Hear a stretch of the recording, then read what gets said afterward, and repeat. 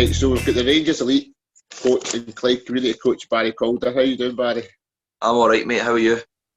I'm good, I'm good. Okay, so we're going to talk about your coaching career and a wee bit about the college as well. So how did the college start? As soon as I left school, I was struggling to find something that I wanted to do. So my teacher recommended a football performance course at Broadwood, and straight away I went for my assessment. It was like a trial game. Sandy, Clark and Todd were watching us, and after it they said I got in and just upped for there. Good, good. So obviously you spoke about Todd and Murray and that. Did you see his characters of him being a professional manager going through in his training? Aye, aye. See, we mostly had Murray, and he was a manager in Morton at the time. And to be fair to him, he obviously was coaching us 3 times a week and obviously coaching Morton. And he took us seriously, just like he'd take his own team. So fair play to him. Good, good. So was there a high physical demanding tempo for each of his sessions? Aye, he was ruthless. So he was good at getting.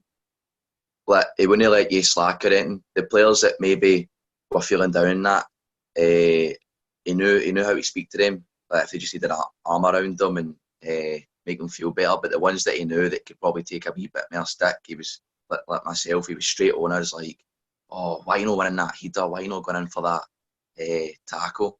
And you know straight away, like with the teams he's played for, and obviously managing Morton at the time, that if you're going to be messing about, then you wouldn't get picked. It was simple as that. That happens anywhere, doesn't it? Aye, true. But with him, obviously, you're in that course to try and get somewhere with football, so he would make sure that you knew that, and the ones that were just kind of messing about, then he just slaughter them and just basically say, look, you're not playing, that's it. Right, so obviously part of your college work, you would have to have done a bit of coaching yourself. What was it like when the table was turned? You as a professional player would go out and just do your session now. You're going out and you're laying out the codes and planning what you're wanting to work on. What was that like? Oh, it was an eye-opener, so it was. Because I was doing a bit of coaching, and then Murray was like, oh, I'm going to assess your coaching. I thought, oh, this will be easy. I know how to coach. And it was 1v1 defending I was doing, and I had it all set up, thinking I was going to fly through it, and then Murray was looking at me, and I was just letting like the session go on, and he keeps looking at me, and then he stopped it, and he's like, right, Barry, I want you to give me coaching points on the defender's body shape. And I'm like, whoa, what's he just hit me with here? Like, what's he talking about? And after that, I knew that there was a lot more to coaching than just putting the players into a drill or a game. And for listening to it from his feedback, and same with other lecturers like Minnie, Todd, David Robb, constantly gave me feedback on how to coach people instead of just like knowledge in football, knowledge in sports. They're actually teaching you how to coach people and how to get. That's good. That's good that they're actually giving you feedback on how you can improve your training sessions as well. 100%. It was beneficial. It was really good. So fair play to them that way. Good, good. So you went to Mercia, is that right? Aye, we went to Mercia. That was brilliant. 2 weeks in the sun and training every day, morning, night, and then we'd have a game the next day. Brilliant, so it was. Good, good. So did you take any experience away from Mercia? Aye, that Murray's probably the best player I've ever seen play football on the beach. What he says. We were, I think my mates were getting something to eat, and we were watching these guys play football, these Spanish guys, and we see Murray walk along, and we were like, no way, he's going to ask them for a game of football. So you see Murray talking to the guy, and the guys are all laughing like, who's this wee guy wanting to play football with us? Like, who is this guy? I'm not even lying. It's the quickest hat-trick I've ever seen scored in my life. As soon as he went on, he got the ball, bang, 3 goals, and just walked off. And he wouldn't shut up about it for the full trip. But again, he's just showing his quality that he's played at a decent level and he's still got it. That's right, because he always talks about the quickest hat trick in Scottish football. He talks about that and all. Three headers and all, he says. Wow. Oh, brilliant, man. Right, so you started off at college and then you worked your way up and you got a diploma. What was the feeling? Surreal, to be honest. Like, would I never have thought I would have left there with a HND. Especially after my first year. I took a year out to go and work full time. And then when I came back, I felt as if I'd matured a little bit and through experiencing the big wide world. And also I stayed on for the 3 years and I got my HND, which was brilliant because then that's took me into third year uni now and I can build on my coaching career.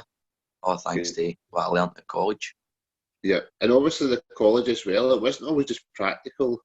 Was there any theory and written work involved? Aye, a lot, aye. Well, we were always working on coaching styles with Murray and David Robb. So different ways you would coach players and different ways you would get their learning. So asking them questions and getting feedback off them instead of you just constantly telling them what to do, because most players aren't going to take stuff in if you're just laying everything out for them. Some players need to make those decisions and find their own answers themselves.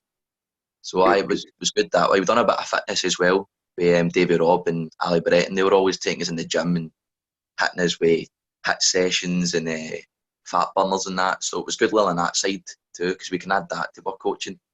That's right, because it doesn't just help you with your coaching, it helps you get fit as well. Aye, exactly. I mean, I was in some shape, man, but I'm not anywhere that I've not been there for a year now.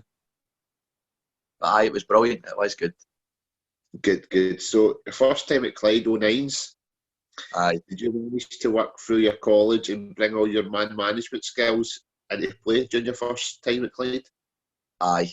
I remember speaking to Murray about it and asking him for a bit of advice, how I would work with a young team, because they were, I think it was Fun Fours we were playing, and they were only just wee boys, and probably at the start I was thinking too much into what positions they were playing in, but you slowly realise that it's not about that to begin with, it's just about them getting used to the ball and enjoying it. So he helped me a lot, so did David Mitchell, Minnie, at the college. And then there was a few things that I'd seen Murray doing in sessions that I thought, I could maybe just adapt that, make it a bit easier. I could bring that to my session. Yeah. And that's what I did quite a lot, actually. Did you feel there was a physical demand on you to put on a good session? Obviously, because you would have parents there as well. So did you feel that, oh no, I'm the lead man, I've got to put on a good session? Aye. I think there was pressure on me as well, because me and along with Robert McGaw, we were the first two coaches that Tom had brought in at Clyde to help Tom start up the Clyde Foundation again. So when Tom gave me and Rab a team each, and I took the 09s, I knew there was a few good players there as well. So I thought, I'm under a lot of pressure to try and get the best out of them, especially speaking to the parents. Sometimes they won't leave you alone at a session. They want to talk to you about their boy or whatever, which at the start you're like, I just want to get on with the session. I don't want to speak to you, but you slowly get used to it, and you start building relationships with the parents and the players. And I just made sure that I knew what I was doing each session, that I was constantly asking the players questions to make sure they were learning, and ended up building a decent wee side. Did you find out you were able to tailor each player's demand to each session? That's a good question. At the start, no, because for the first year I took them, I was playing them, and so when we moved into 5 and 7, we moved into 7-a-side, I was just kind of getting my shot everywhere in every position to try and figure out where they were best, where they'd obviously best play. And then once I started speaking to them and I asked them, what position would you like to play? And then there's some of the ones that I'd say, I think you're better in this position. Once I knew that and I knew their strongest position, I could look at their strengths and weaknesses and go, right, he's a good finisher. I'll give him a chance up front. But he wants to play centre mid, but I'll give him a shot up front. And then in terms of the training, making it relatable to them, we would do a lot of game related stuff where I would put them in the positions, and so say it would be a front three playing against a back two, so a 3v2. I would work stuff like that, so it'd be two defenders against three attackers, and I'd show them patterns of play and why it's important to move the ball quickly and that, and they slowly start to understand, and you let them take a wee bit of responsibility and they start doing it themselves, and it's brilliant. It looks good because they're learning and they're starting to pick up parts of the game. Good. So, what kind of squad did you have at the time? Was it mixed ability, or was it? Aye, it was mixed to begin with. Just because Clyde was starting up, and the players for the junior academy that fitted the O9's bracket, they were just bringing in. So, for the first 6 months, I had to assess who should be playing football competitive level and who should maybe take a step back and go back into their own age group, because we had a few 2010s as well, and they were playing a year themselves. So a few of them I had to speak to Tom, obviously, and a few of the parents, and say, look, I feel as if it's better for the wee man to go back a year into his own age group, or maybe go back to just training with the junior academy, because personally I feel it's no fair having boys playing at a level that's too much for them, because they're not going to get anything for that. Especially the players that have been forced to go and play football, or they're interested in playing their games or whatever. They're not interested in coming to train twice a week and play a match. And it was hard, to be honest, because it's a shame telling players that, look, I feel as if this isn't for you, but I made sure that they still had something to fall back on. I would never say, I would never stop a boy playing football. I could never do that. But that's what I'd done, and I managed to find them teams, and started to speak to a few other players that I knew that wanted to play my team, and I added them to my Clyde 09's team, and I ended up a decent wee side. Good. So we went to Rangers. Aye. What was that like? Oh, it was amazing. I got in there through the college, actually, with my head lecturer, Todd Lumsden. He's a youth coach at Rangers. So he told me and Rab, there's Rangers coaches coming in. So me and Rab are pure buzzing. And it was two guys called Peter Kennedy and Scott Edgar. And they run the community side, like the soccer school side of Rangers. So they came in and they put on a few sessions, and me and Rab were taking notes on it and analysing how they coach.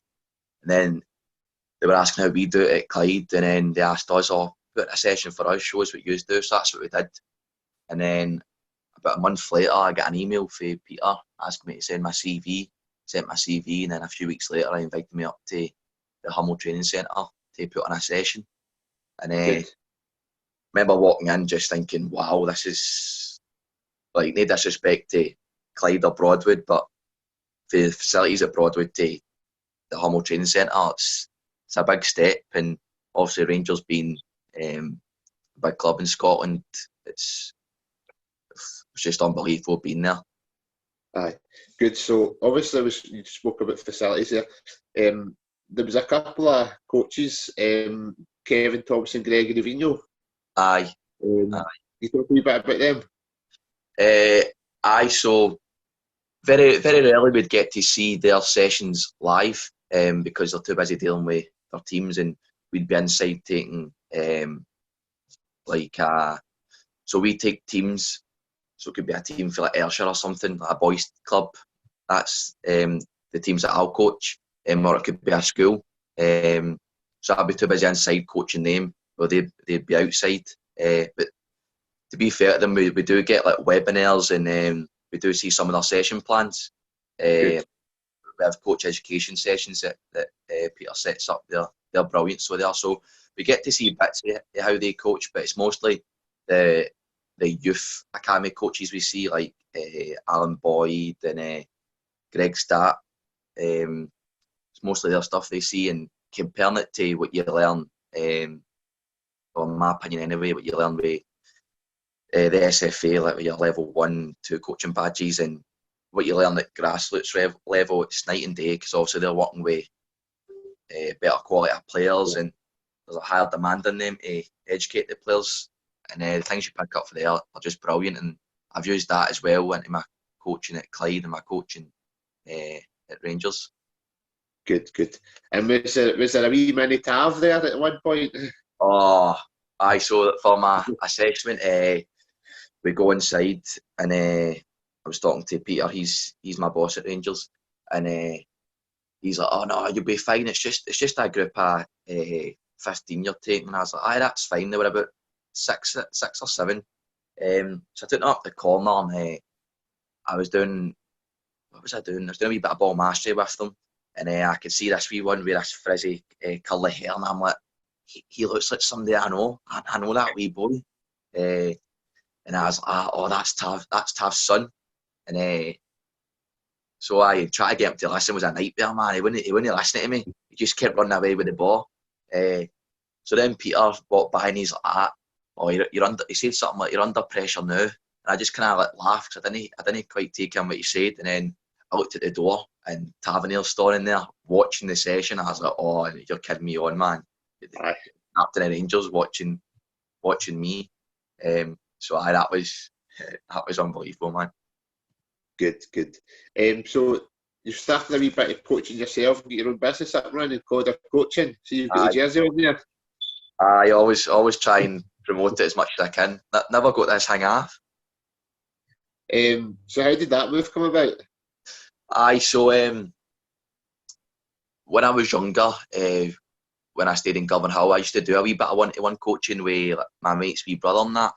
And I always quite enjoyed it. And then obviously through college and that, I was getting a few ideas how to do one-to-one coaching, and I seen other people doing it across Glasgow, and I thought I could do it better, to be honest, because they were just firing on sessions, and it wouldn't suit the player's needs or the player's position. So I thought I could change it a wee bit, and I've been a one-to-one player as well. I've done a bit with Kevin Harper, the Albion Rovers manager. Yeah, I done a bit with him, and his stuff was excellent. So it was. So I take a wee bit for his sessions, and one of the parents at Clyde asked me, "Oh, can you take my boy?" So I was like, "Aye." So I kind of used him as a trial for a few weeks, and also I started using video analysis, which I used at college. I learned how to use that at college with Ali Breton. I started using that with the players that we were working on, him shooting with his laces. So I would record them doing that, and we break it down and show him that he needs to fix his body shape, or needs to fix which part of the foot he's hitting the ball. And then through there, I just started my own one-to-one coaching, started promoting on Facebook and Instagram, and it just banged for there. Did you have a high physical demand? Depends who the players were. For the first few months, it was just all young players I was getting. So with them, it was more just getting a ball at their feet, and making sure they were enjoying it. But with the older players I was getting, I had to push them, because they were more looking at the fitness side of things, especially during the summer and pre-season. So with the stuff I learned at college, like fitness testing and fitness components, like sessions on like agility, speed, balance, I used that into my one-to-one coaching, and each week I would tailor it to work on their speed. Then the next week it would be their agility, and then after like 6 weeks I would test them, and then with the test we could see if they've got better, or maybe they've been slacking, they've not been doing much out with the training. So you need to make sure you're pushing them, because they're not going to improve, and that's that's a big thing with me one-to-one coaching. Like I see videos that you see the boy, he's got the ball and he's bending the ball in the top corner and he's doing it 5 times in a row. You're thinking, nah, that's good, that looks good, but he's not getting challenged. But he might find that easy. So do something that's going to challenge him, go and put a bit of pressure on him, or tell him to go and hit the other corner with his other foot, something like that. You need to challenge your players. If you don't challenge them, aye, definitely. Did you have to, obviously you would have been getting these players over a certain period of time, whether it was coaching sessions every week or every month or whatever. Did you have to tailor, once you've seen one session, did you have to tailor that session to each other sessions? Aye. So in the first session, I would give them a questionnaire, and that would tell me a bit about them in terms of what position they play in, what they like in football, what they don't like, what they feel as if they need to improve on.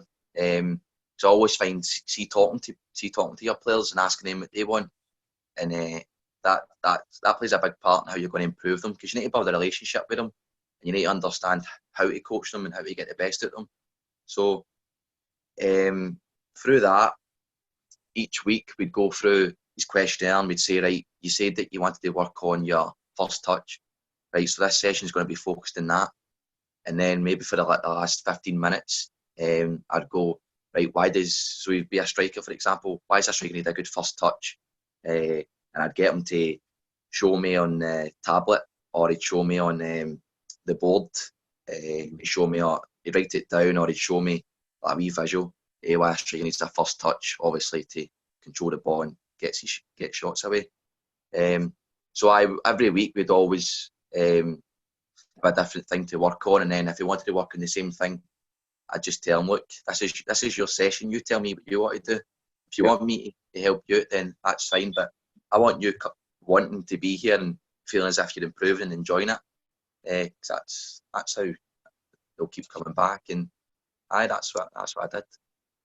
And you must have taken a bit of self-pride away from that over a period of time, watching each player develop. Aye, definitely. Because after I was doing it, I was seeing the difference in the players, because in my spare time, well, when I had the time, because coaching just, yourself, coaching just takes over. But if I had a spare Saturday, if I wasn't playing myself, I would go down and watch my players play. And I wouldn't coach them for the side, because it's not my job to coach them. But I would take notes on their game, stuff that they did well, stuff that they could do better. And then I'd take that into their training sessions. And then watching their games and seeing stuff that I'd done with them. So there was one boy, I was working inside, outside turns with him as a striker, and I was telling him how if you turn the defender, that's you through and goal. But obviously, your first touch needs to be good, and you need to make sure that you're not too close to the goal. So I was watching him. Straight away, the ball gets fired into him. He tries to turn the guy. The ball goes through his legs, and he messes it up, and he looks raging. And I'm like, oh, I didn't teach him that. And next time, near the end of the game, he tries it again. The ball gets fired into him. Outside of the foot, bang, he turns the boy, and then with his left foot, he just smashes it across the goalie in the bottom corner. And I was like, wow. So I taught him that. But fair play to him, he took it on board, and he put it to practice. And that will always stick with me, because that was seeing that happen was amazing. Good. You get any advice for young players to start in their career? Obviously, it's roughly the same age as you started college. They need to be obsessed with bettering themselves, whether it's they want to make it in football or they want to make it in coaching.